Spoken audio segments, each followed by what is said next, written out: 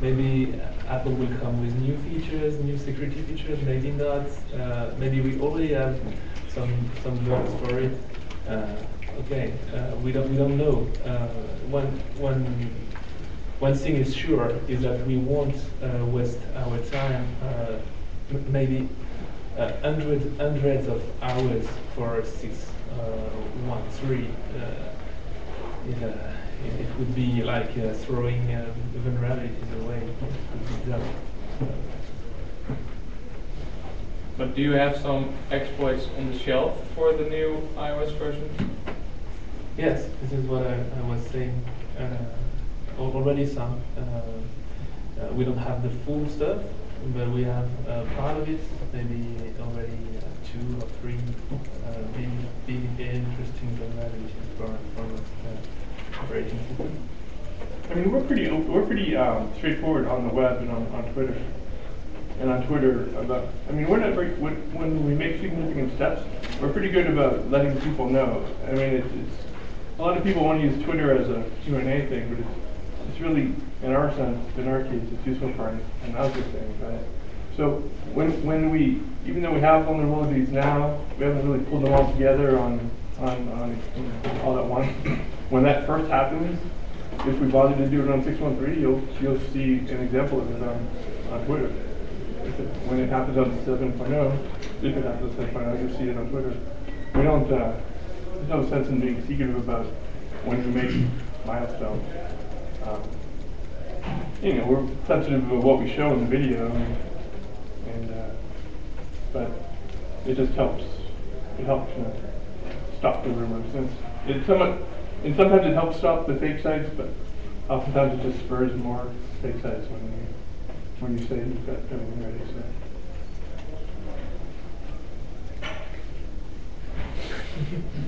When Apple patched some of the stuff that you guys use for your jailbreak in 6.1.3, did they also leave some stuff that's not been fixed, or did they fix everything? Well, if you can say so. Well, to be honest, we actually did not really focus on 6.1.3 to see what's really patched or what has not been patched. We did not concentrate on that because we have there's no reason to, like Cyril said, there's no reason to waste time on that right now, because even if we find something, and even if we might have something right now, it's not sure that it will be usable in the future, but if it will be usable, we would not waste it right now.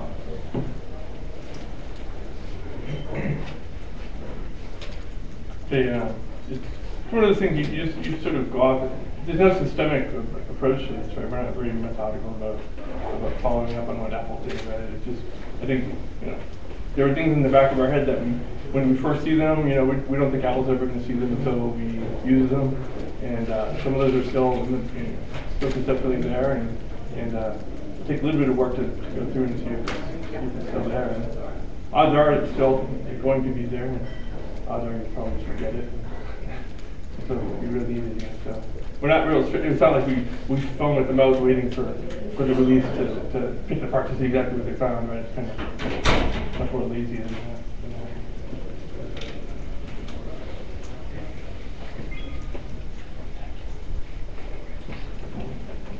Yeah. Also, I saw on Twitter a lot of people asking why we don't just give them a downgrade tool, like if we have some way to do it, but we don't have any way to do it. The whole downgrade process is pretty well secured today, and use strong cryptography mechanisms to verify everything. So we don't have this kind of vulnerability today to allow downgrade, and even if we add one, I'm not sure it would be interesting anyway to release a tool right now and burn that particular vulnerability, because anyway it would be fixed by Apple because it would be software. So. Oh yeah, most likely it would be a software vulnerability, and it would only last one firmware version, and it would probably take a lot of effort to develop. And you know, there's only a limited amount of man hours that we want to spend on this kind of thing. So we try to focus on things that would be the most useful to the community, which are jailbreaks and not just, you know, tools for vulnerabilities for that are very limited in scope. Yeah, that question comes up a lot on Twitter. It's somewhat confusing because there's a class, there's a increasingly small class of devices where you can do downgrade, and Red Snow does support downgrades on those devices. And people just, you know, if you're just casually reading the blogs and you see that you can use the tool to downgrade, and you spend your weekend planning for it, and you find out that you really mess things up, but you know, you can't downgrade your iPhone 5 at all, right? It's a little bit confusing because you can do different things. In fact, there's still one device you can buy at Apple today that is, the 3GS, you can still get a refurb in theory that has the old boot ROM on it, which will let you do an untethered jailbreak, you know, forever, regardless of what Apple does. So it really spans the gamut from completely on provided, still being sold, still using luck and get it refurbed at Apple, to the more modern stuff which you can't do any of that. So it's confusing because you know, the message is confusing. Aren't you afraid that the impact of, well, the vulnerabilities you discovered will impact users? So the downgrade stuff that is out there today, yeah, is not fixable. Well, I mean the big vulnerabilities you discovered, that you talked about. Today? Well, not today, but that you discovered that you have on the shelf for the next iOS version. Are you afraid that they'll find them on their own? Yeah, sort of. I mean, they do sometimes. They're very early. It's going to be a security problem. Yeah. To me, that Also pose a security security problem to users. Yeah. I don't think about that. Well, shouldn't you think about that? To be honest, no, because you know our people who are using the software are making their systems less secure anyway by installing jailbreak. Well, but of course, users who don't use jailbreaks are vulnerable as well So, by the same bugs. no, I mean, I'm saying that even just going, most people do not manage their device in such a way that they do the jailbreak in a way that makes it secure. And so most people are opening up their devices. I would not want a jailbreak. What I was asking about is that when you discover a bug that can be used to jailbreak your device, it can be exploited in other ways as well. So aren't you afraid that the bugs you discovered but haven't disclosed will impact users in a negative way? I don't think about that. I mean, it doesn't come up. Yeah, I don't really have a good sense really for how many times does Apple get hit by undisclosed, you know, exploits that, you know, they've done an update before. Nobody understands why they've done an update. It was always patched this one issue. Most of Apple's problems become very public. But these bugs don't, and they can impact users in a negative way. For example, human rights activists in China or in Iran can be hacked. Well, with help of the bugs you discovered but haven't disclosed. So don't you think that is a problem? We don't have enough information usually to do something to know the big picture there. Yeah. What comes to mind though once is there was one time where there was a certificate verification issue, and you were very likely to get, if you didn't update to the new OS, you were very likely to get scammed with bad certificate. Yeah. And we someone named Jean, the Gen Zero, made a tweak to make the jailbreak user safe, and they made the jailbreak. He made that tweak made the jailbreak user safe before Apple was able to release an update for the general population. But that's when we knew all the information. Right? We knew exactly what was going to be fixed by Apple. We knew that he could fix it quicker. But do you think that the bugs you discovered and have on the shelf are serious enough to impact users? Well, no, right now. It's a problem of, I mean, every security researcher, every time you find a bug, you have the question either to report it to the vendor to protect the users, or to keep it for yourself, or to do some business with it, or in our case, to keep it for the jailbreak. So Yeah. we have to take that particular decision. Who knows who will find what? I mean, the sure thing about it is that if we find something, we will try to do our best so that it don't impact the user in a bad way. Because we, yeah, you know us. We are kind of secret. We don't reveal stuff. So yeah, we do our best to not have any leak of that 0 days. But yeah, it's a security concern. Yeah, your question is right, and I'm not sure there is a real answer to this. Giving all our 0 days to Apple would mean kill the jailbreak. So we have to take some kind of decision at one time. Well, I'd also like to point out that a lot of the vulnerabilities that we exploit in jailbreaks are from a perspective of drive-by downloads are not really significant vulnerabilities for the public at large. For example, the injection vector that we used this time and the untether one, I think those are relatively low risk to the public. Obviously, the injection vector cannot be used if you have a passcode lock. There's lots of different conditions on using the injection vector. So the vulnerabilities that interest us do overlap with vulnerabilities that interest people writing malware for iOS, but it's not a complete overlap. Okay, thank you. Okay, can you name a price for the latest jailbreak and the vulnerability? A price? What do you mean? On the black market, where is the... Honestly, no, I have no idea what the black market prices are. I mean, I've never talked to anyone in the black market about the pricing of this. No one has ever contacted me about pricing the exploits, so I have little or no idea. You guys probably know more about it than I do. There's certain news articles out there that claim that the prices for vulnerabilities were as high as what, 250,000, 400,000 or something like that. But I have no personal experience. We all don't have. Yeah, no, I don't think any of us has any personal experience that would validate something like that. But a complete jailbreak is overkill for black market. Black market would be more interested in individual components.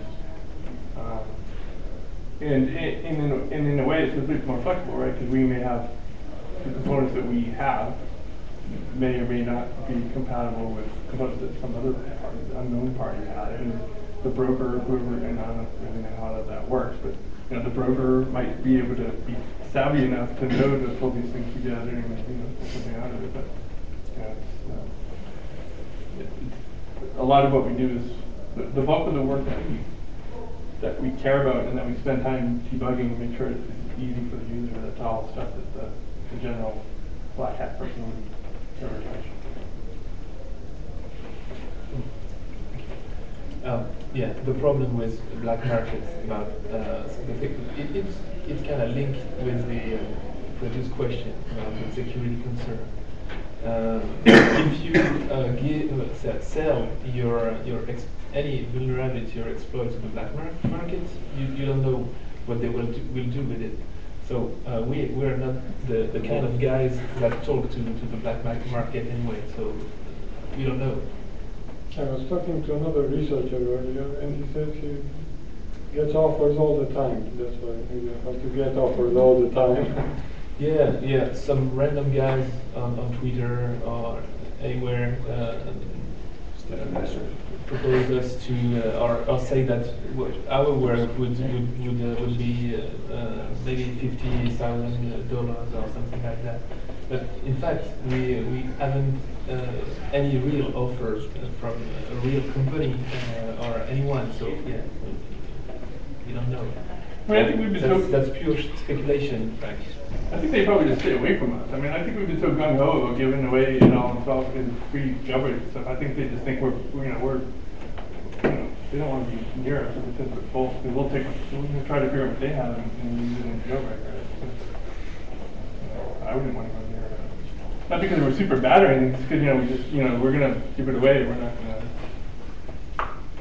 I mean. Yeah.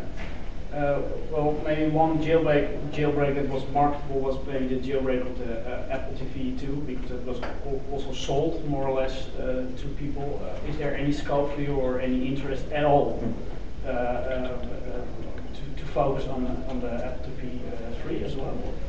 Don't you think it's? I'm sure you're aware of the technical reason why it missed the vote and all that stuff. I mean, all in the cases stuff that's used a mechanism that just isn't present in Apple TV 3, so it's not because we don't like it. I love my Apple TV 2 just the way it is. To be honest, I use it all the time. There's very little that I want to add to it, but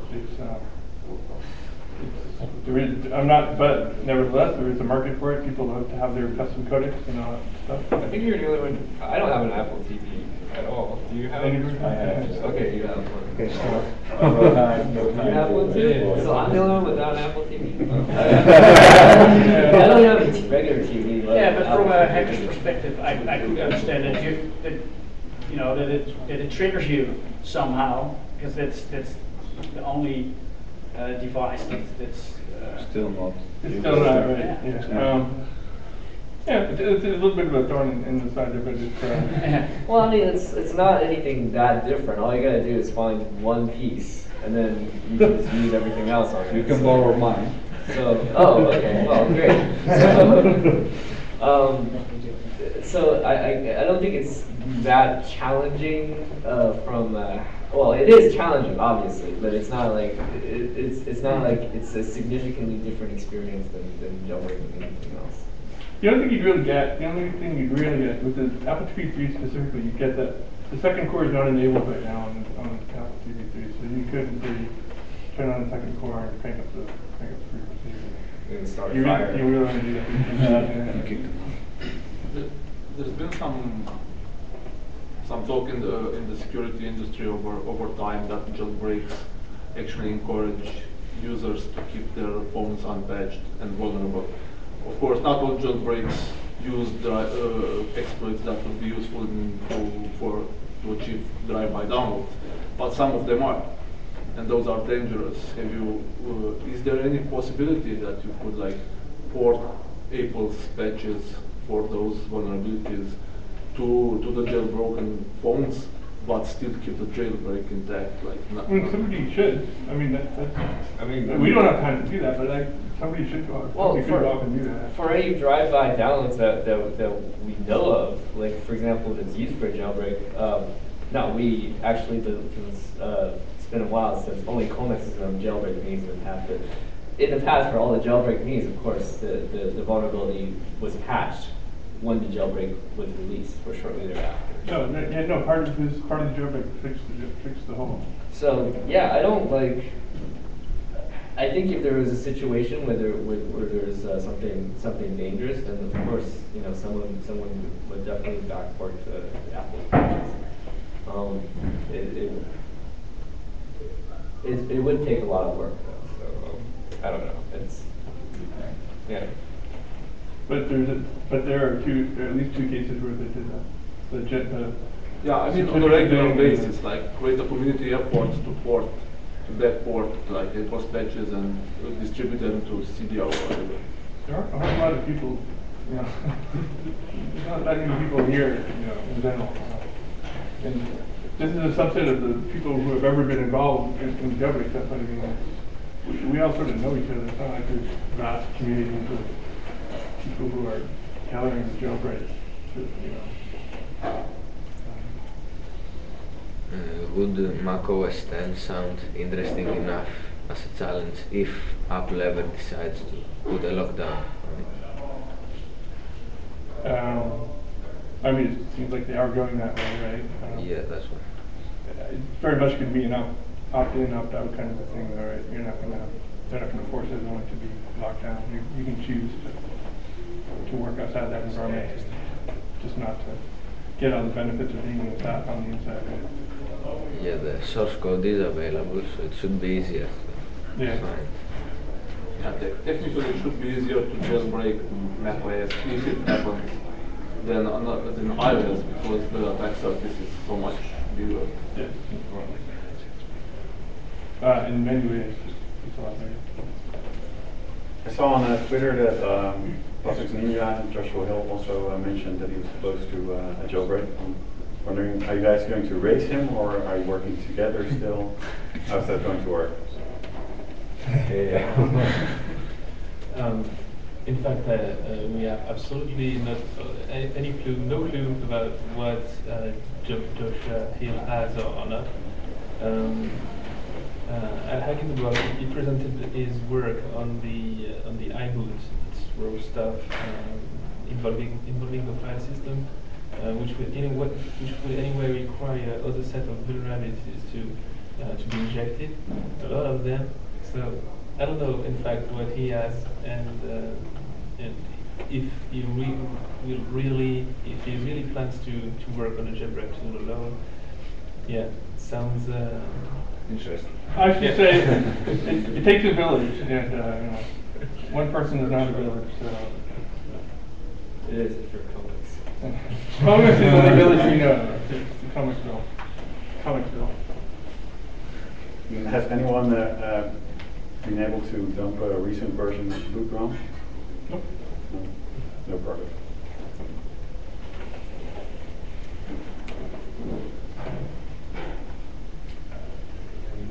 More questions? Hi.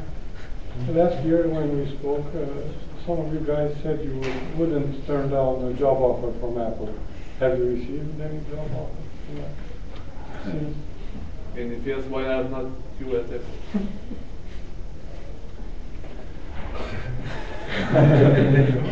One by one. Yeah, well, Which one? Why not? last year there was the Java convention in San Francisco, and I used and we actually had some Apple guys attending the conference, and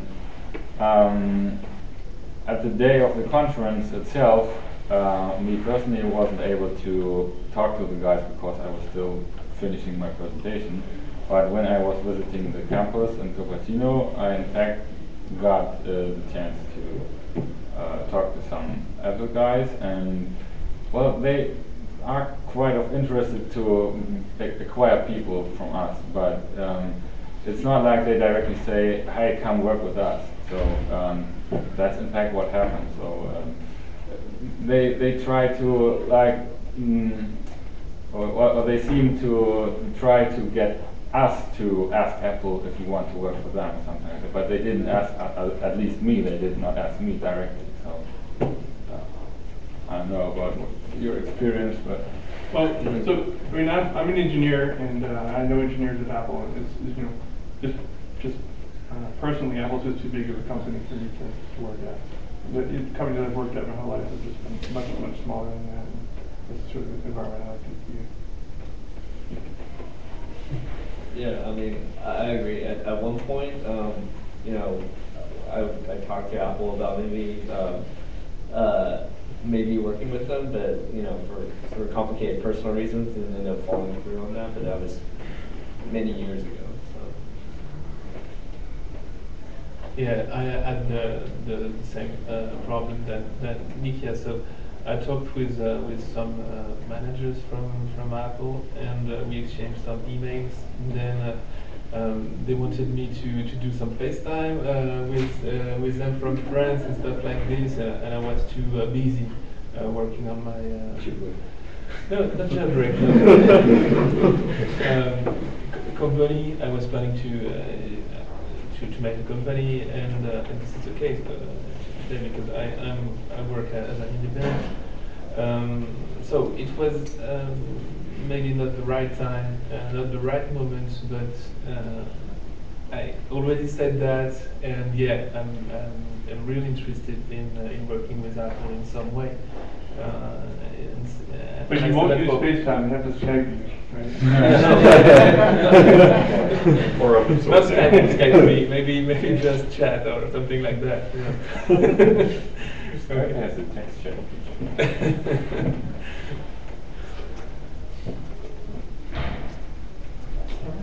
No more questions at this point? One more question. Last year, you guys sat here as the chronic dev team, basically, and maybe the iOS Dream team, and now it's Evaders. Is this the name you're going to carry towards well, your next jailbreak project? Yeah, our next jailbreak project. Yeah, I mean, yeah.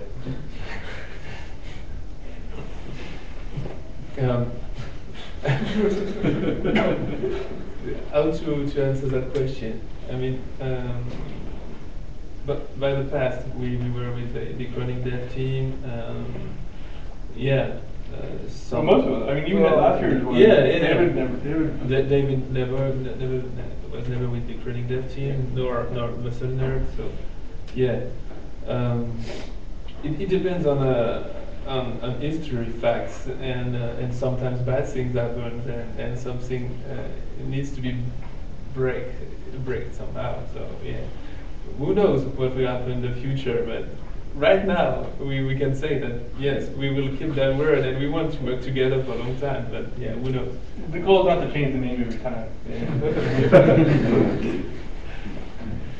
And even though we do have the 0 in the name, I mean, that was just more to be able to Google for it easily. The numbers in the name thing is horrible. It's hard to remember. But, So you're not recruiting, right? we're not. Never not. I mean, it's always been the case where people who are interested enough to do the stuff we do, they always find us in IRC and they engage you and they figure out how to. It's sort of a very. There's no process to being involved. It's just you end up being involved. You end up always. It turns out anyone who's ever been involved in the scene has always used IRC beforehand. So it's like I've never seen a non-IRC jailbreaker for some reason. It's sort of a. You can sort of find each other kind of thing. Yeah, it just works. All right. Gentlemen, thank you for your time. Thank you. Hopefully see you next conference. Everybody, thanks for your attention. See you around.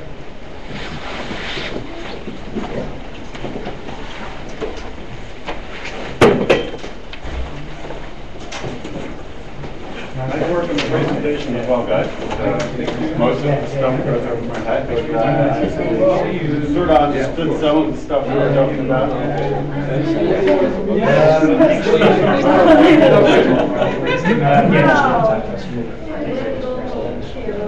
It's going to be nice to have a nice holiday. So, thank you guys so much. I hope to see you next year.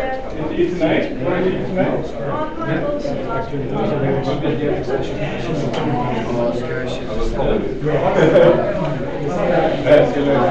Real word.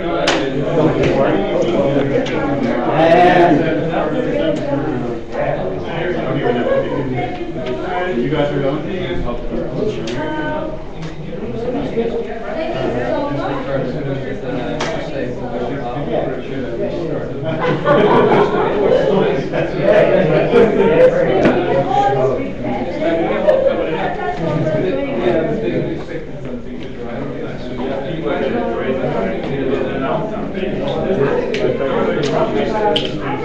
Thank you.